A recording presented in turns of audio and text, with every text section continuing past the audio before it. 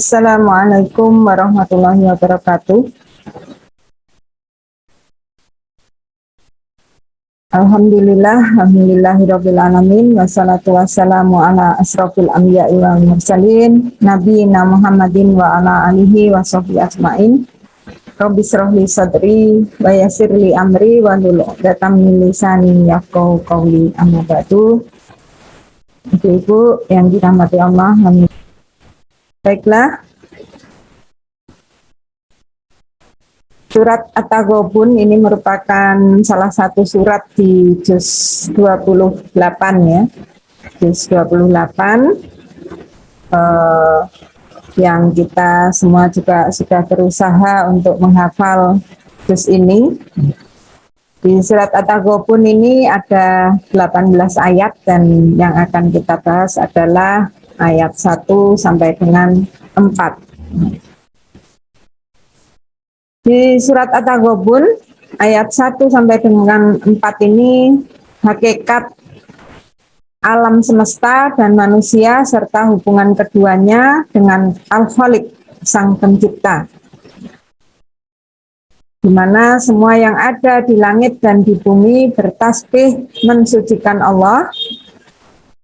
Allah Maha Kuasa atas segalanya, menciptakan dengan sebaik-baik ciptaan. Dan Allah Maha mengetahui tiada apapun yang tersembunyi darinya. Ayatnya bisa kita review hafalan kita yang sudah hafal surat At-Taghabun ya. A'udzubillahi minasyaitonirrajim. Bismillahirrahmanirrahim. Yusabbihu lillahi ma fis samawati wa ma fil ard. Lahul mulku wa lahul hamdu wa huwa ala kulli syai'in qadir. Bertasbih kepada Allah apa yang ada di langit dan apa yang ada di bumi. Hanya Allah lah yang mempunyai semua kerajaan dan semua pujian, dan Dia Maha Kuasa atas segala sesuatu. Huwallazi khalaqakum faminkum kafirun wa minkum mu'min wallahu bima ta'maluna basir. Dialah yang menciptakan kamu, maka di antara kamu ada yang kafir dan di antaramu ada yang mukmin. Dan Allah Maha melihat apa yang kamu kerjakan. Khalaqas samawati wal arda bil haqqi wa sawwarakum fa ahsana suwarakum wa ilaihil masir. Dia menciptakan langit dan bumi dengan hak.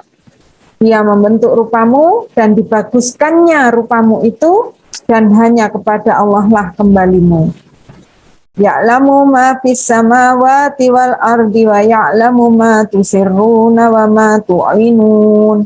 Wallahu alimum bidzatis sudur. Dia mengetahui apa yang ada di langit dan di bumi, dan mengetahui apa yang kamu rahasiakan dan yang kamu nyatakan. Dan Allah Maha mengetahui segala isi hati.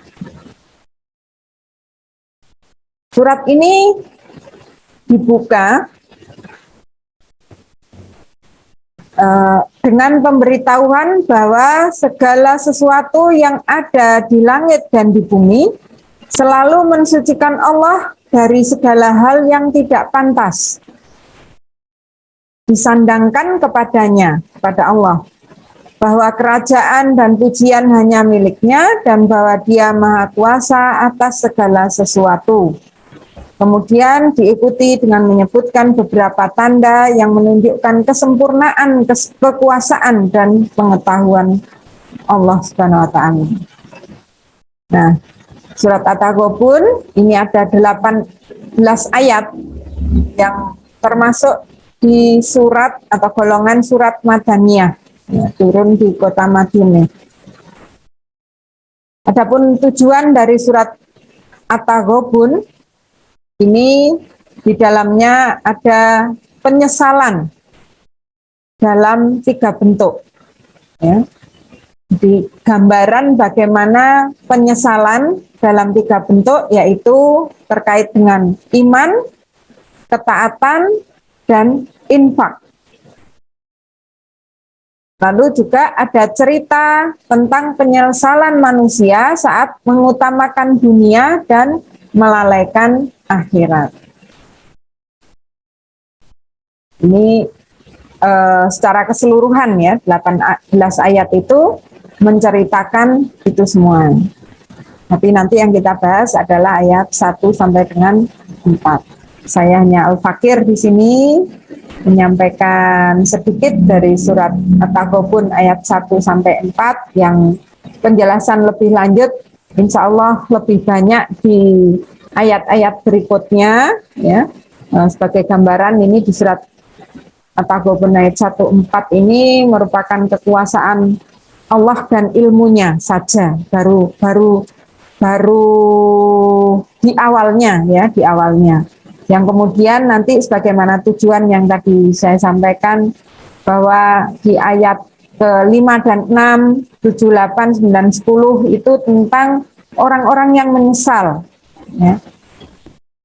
Orang-orang yang menyesal itu ada yang karena disebabkan kedustaan mereka kepada para rasul ya. Di ayat berikutnya, ayat 7 dan 8 itu ada tentang pengingkaran pada hari penghisapan, ya, hari kebangkitan. Lalu di ayat-ayat berikutnya itu tentang jalan keselamatan agar tidak menjadi orang-orang yang menyesal. Ayat 11 hingga 18 ya, itu tentang jalan-jalan keselamatannya, ada kesabaran, keteguhan, taat, tawakal, waspada terhadap ujian harta, ujian anak, dan ditutup dengan ayat-ayat yang menyuruh kita untuk bertakwa dan berinfak. Surat At-Taghabun ayat 1 sebagaimana tadi sudah dibacakan ya, bertasbih kepada Allah, apa yang ada di langit dan apa yang ada di bumi, hanya Allah lah yang mempunyai semua kerajaan dan semua pujian, dan Dia Maha Kuasa atas segala sesuatu. Di dalam tafsir Ibnu Katsir, surat ini merupakan surat terakhir yang diawali dengan tasbih ya, sebagaimana kita ketahui di juz 28 ini dan ada beberapa surat sebelumnya juga diawali dengan mentasbih atau kita mengucapkan tasbih, pujian kepada Allah ya, bahwa Allah itu maha suci, mensucikan Allah. Nah, surat ini merupakan surat terakhir yang diawali dengan tasbih.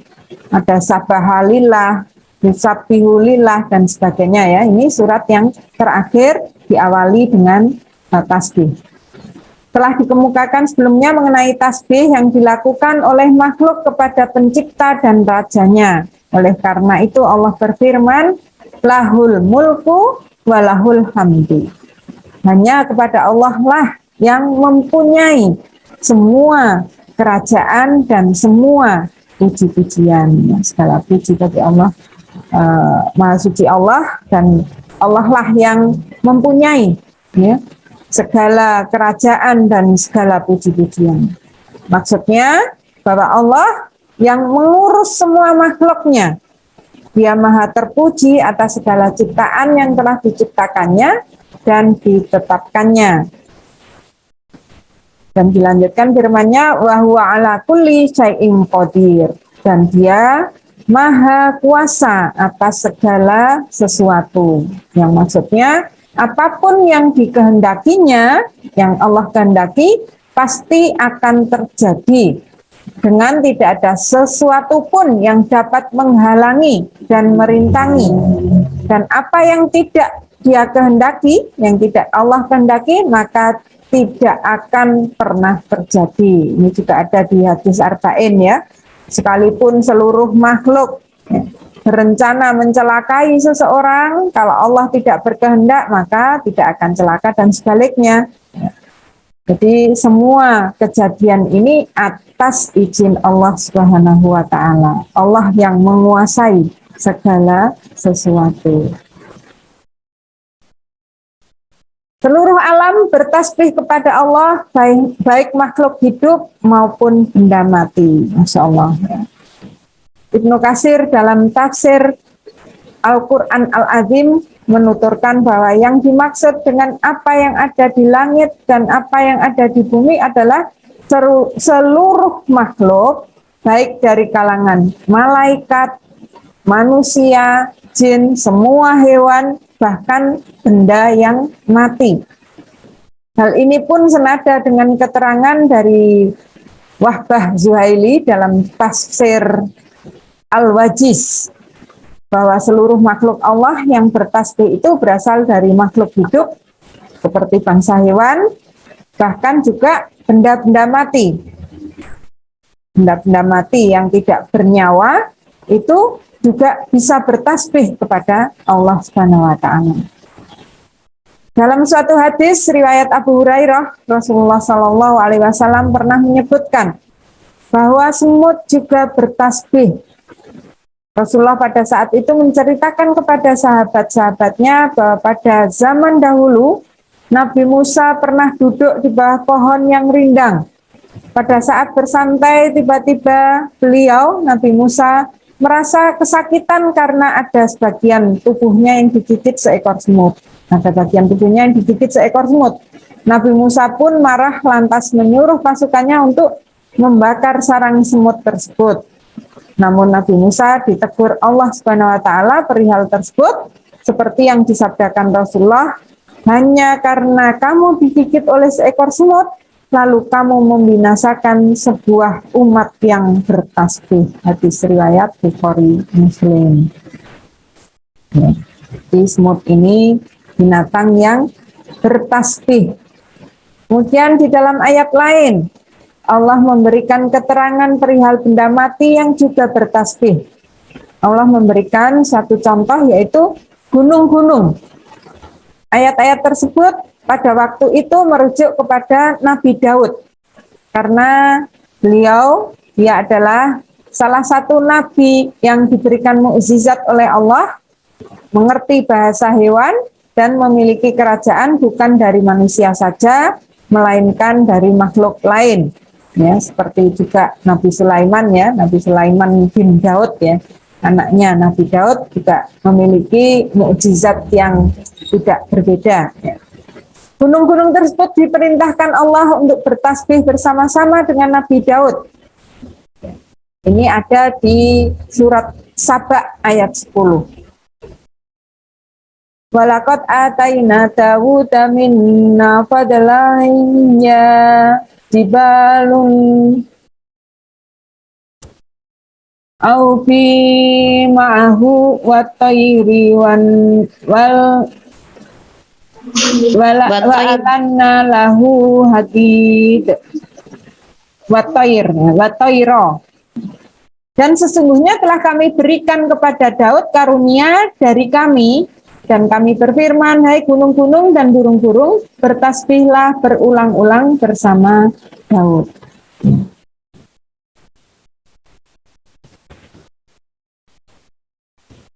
Bagaimana cara mereka bertasbih? Mengenai cara bertasbihnya makhluk, Al-Maraghi dalam tafsir Al-Maraghi memberikan keterangan bahwa mereka bertasbih dengan caranya masing-masing. Jika makhluk tersebut mempunyai akal seperti manusia, maka cara tasbihnya adalah dengan beribadah, seperti menyebut asma Allah dengan lisannya. Dalam hadis riwayat Abu Hurairah, Rasulullah pun memberikan tuntunannya mengenai amalan tasbih untuk umatnya. Barang siapa yang mengucapkan subhanallah wa bihamdihi dalam sehari 100 kali, maka kesalahan-kesalahannya dihapus meskipun seperti buih di lautan. Muttafaqun alaih.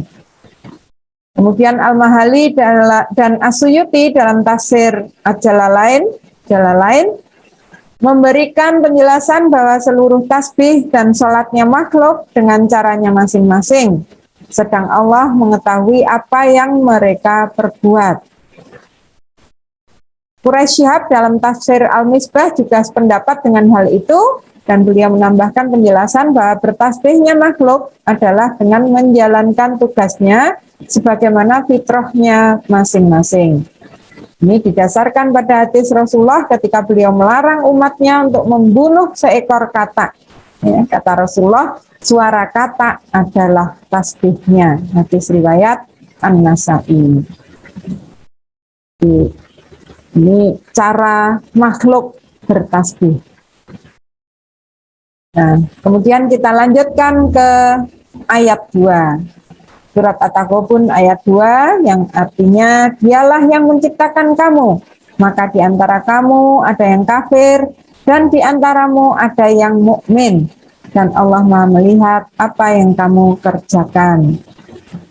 Di tafsir Jalalain, yang menciptakan kalian, maka di antara kalian, dialah yang menciptakan kalian, dia Allah ya, yang menciptakan kalian, maka di antara kalian ada yang kafir dan di antara kalian ada yang beriman. Menurut asal kejadiannya. Kemudian dia mematikan kalian. Lalu dia menghidupkan kalian dalam keadaan seperti itu. Dan Allah Maha melihat apa yang kalian kerjakan. Di tafsirnya, di tafsir Jalalain tentang ayat huwaladzi khalaqakum faminkum kafirum wa minkum mu'min. Wallahu bima ta'maluna basir. Di tafsir Ibnu Katsir, ayat ini ditafsirkan, dialah yang menciptakanmu, maka di antara kamu ada yang kafir dan di antara kamu ada yang beriman. Maksudnya, dialah Allah yang telah menciptakan kalian dengan sifat demikian, dan dia pula yang menghendaki adanya orang itu menjadi mukmin atau kafir. Dan dia mengetahui orang-orang yang berhak mendapatkan petunjuk dan orang-orang yang berhak untuk mendapatkan kesesatan. Ya, banyak juga ayat-ayat yang lain ya, bahwa petunjuk itu Allah ya yang berkuasa ya, berkuasa lima yasha, yang siapa yang dikehendakinya, apakah dapat petunjuk ataukah berada dalam kesesatan. Dia Allah Maha melihat segala amal perbuatan hamba-hambanya, dan dia akan memberikan ganjaran kepada mereka atas amal itu dengan pahala yang sempurna. Oleh karena itu Allah berfirman, dan Allah Maha melihat apa yang kamu kerjakan. Terkait dengan tadi bahwa Allah memberi petunjuk dan menyesatkan siapa yang dikehendakinya, bukan berarti kita tidak memiliki jidyah atau perjuangan ya untuk mendapatkan hidayah atau petunjuk. Tetap petunjuk itu kita cari atau kita raih. Ya, insya Allah apa yang kita upayakan itu tidak jauh-jauh dari apa yang ditakdirkan oleh Allah. Bagaimana diperkuat juga ya di surat Al-Ankabut ayat terakhir itu, waladzina jahadu fina lanahdiyanahum subulana ya. Ini ayat tentang bagaimana jika orang-orang ya mereka yang bersungguh-sungguh di jalan kami, maka akan kami berikan petunjuk jalannya. Ya, ini bukan berarti bertentangan ayat ini ya tentang siapa yang dikehendaki petunjuk itu diberi petunjuk dan dikehendaki sesat itu disesatkan ya, tapi petunjuk ini diupayakan ya. Jika kita ingin mendapatkan petunjuk, maka kita berusaha untuk meraih hidayah itu. Kita lanjutkan. Pada dasarnya manusia ketika dilahirkan dalam keadaan fitrah, tetapi sebagian manusia itu memilih kekafiran yang bertentangan dengan fitrahnya. Sebagian lagi memilih iman sesuai dengan tuntutan fitrahnya. Bagaimana sabda Nabi, setiap anak dilahirkan dalam keadaan fitrah Islam, maka kedua orang tuanya lah yang menjadikannya menjadi Yahudi, Nasrani, atau Majusi. Andai kata manusia itu mau memikirkan kejadiannya, dan kejadian yang ada di alam raya ini pasti cukup menjadi jaminan bagi manusia untuk kembali kepada yang hak, yaitu dengan memilih iman dan mensyukuri nikmat yang telah dianugerahkan kepadanya. Akan tetapi manusia tidak sadar dan tidak insaf atas semua itu, sehingga terjadilah perpecahan, mengingkari Tuhan yang menciptakannya serta nikmat-nikmat yang telah dianugerahkan kepadanya. Selayaknya manusia itu menginsafi bahwa Allah melihat segala yang dikerjakannya, dan di akhirat nanti dia akan diberi balasan terhadap semua itu. Yang baik dibalas dengan surga, sedangkan yang jahat dibalas dengan siksaan dan dimasukkan ke dalam neraka jahanam, sejahat-jahat tempat kediaman. Sebagaimana di dalam firman Allah di surat Al-Furqan, sungguh jahanam itu seburuk-buruk tempat menetap dan tempat kediaman. Di apa yang diupayakan oleh manusia di dunia ini, ya, kalau baik ya al jazaa'ul ihsan ilal ihsan, ya, kebaikan itu ya dibalas dengan kebaikan dan sebaliknya.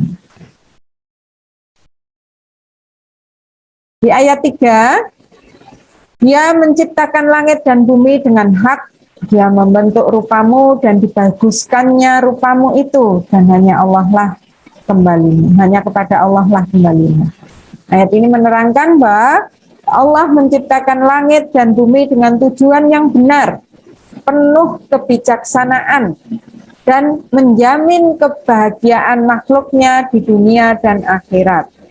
Dia pula lah yang menjadikan manusia dalam bentuk yang sebagus-bagusnya, berbeda dengan makhluk yang lain. Ya, ini juga di surat At-Tin ada ya, manusia itu diciptakan dalam bentuk yang sebaik-baiknya. Laqad khalaqnal insana fi ahsani taqwim. Manusia akan mempertanggungjawabkan segala perbuatannya di dunia, lalu mendapatkan balasan yang setimpal. Di surat At-Tin, ya, sungguh kami telah menciptakan manusia dalam bentuk yang sebaik-baiknya. Dalam ayat yang lain, Allah berfirman, dan takutlah kepada hari ketika kamu semua dikembalikan kepada Allah. Kemudian setiap orang diberi balasan yang sempurna sesuai apa yang telah dilakukannya. Dan mereka tidak dizolimi atau dirugikan. Surat Al-Baqarah ayat 281. Penjelasan mengenai penciptaan dan tujuan yang benar dapat dilihat pula uraiannya yang sama di surat Ad-Dukhan, surat ke-44 ayat 38 dan 39, maupun di surat Shad, surat ke-38 ayat 27. Ini monggo nanti bisa dibaca, ditadaburi ayat ini. Kemudian ayat keempat, dia mengetahui apa yang ada di langit dan di bumi, dan mengetahui apa yang kamu rahasiakan dan apa yang kamu nyatakan, dan Allah mengetahui segala isi hati. Ayat ini menyatakan bahwa Allah Maha mengetahui apa yang ada di langit dan bumi. Tidak satupun yang tersembunyi baginya. Dialah yang mengatur yang ada sesuai dengan ilmunya yang luas dan kekuasaannya yang mencakup dan meliputi segala sesuatu menurut kehendaknya. Bagaimana Allah berfirman, sesungguhnya urusannya apabila dia menghendaki sesuatu, dia hanya berkata kepadanya, kun fayakun, maka jadilah sesuatu itu. Surat Yasin ayat 82. Ya. Jadi Allah yang maha kuasa, bagi Allah tidak ada perkara yang mustahil dilakukan. Ya. Jadi ketika ingin menjadikan sesuatu, Allah berkuasa untuk mengatakan kun fayakun, maka terjadilah. Allah mengetahui segala sesuatu, baik yang dirahasiakan, apalagi yang tampak nyata. yang dirahasiakan, yang tidak kelihatan saja Allah bisa tahu, apalagi yang secara dohir tampak oleh kasat mata oleh manusia yang lain. Maka Allah akan dengan ini pengetahuannya itu meliputi segala sesuatu.